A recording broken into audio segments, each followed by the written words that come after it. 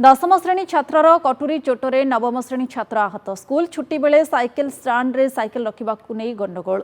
अनुगुल सरकारी उच्च विद्यालय राधारमण पड़ा अंचल जड़े नवम श्रेणीर छात्र एवं हातीशालपड़ा अंचल दशम श्रेणीर पढ़ुवा जड़े छात्र मध्य किछि दिन पूर्व साइकेल स्टाण्ड रे साइकेल रखा झगड़ा होता। आज स्कूल छुट्टी होगा पर स्कूल फाटक आगे नवम श्रेणी छात्र जनक घर को जाउथिबा बेले तांको हठात एक मांस कटा कटुरी रे दशम श्रेणी छात्र जनक आक्रमण करथिला। मुंडरे कटुरी चोट बाजिबा फल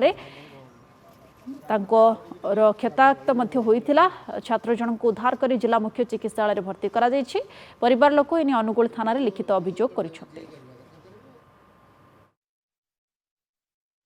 मोबाइल फोन आसला मुझे आपन पुआ मुंड फाट जाइए मेडिकल के आसतु मुझे कौटे कौन है ना आप शीघ्र आसतु जानिए आ पिला ड्रेसिंग रूम पोरा आस शीघ्र मुझे सागे सागे पहुँचली मत कहले तुम ब्लड ओवर ब्लीडिंग हुए तुम बाहर ठिया हो डॉक्टर देखिले डॉक्टर ट्रिटमेंट कला मेडिसिन रूम पठेदेले कहले तुम थाना फेर देना घर को स्कूल को पुआ जाइला स्कूल कौन है जान पिला को मारपिट कर मारात्मक अस्त्र हाणी हुणा फेर दे सांग भर कौन जानने के विषय कन्फर्म कर सर सर जहाँ तार प्रतिकार करने कथा ना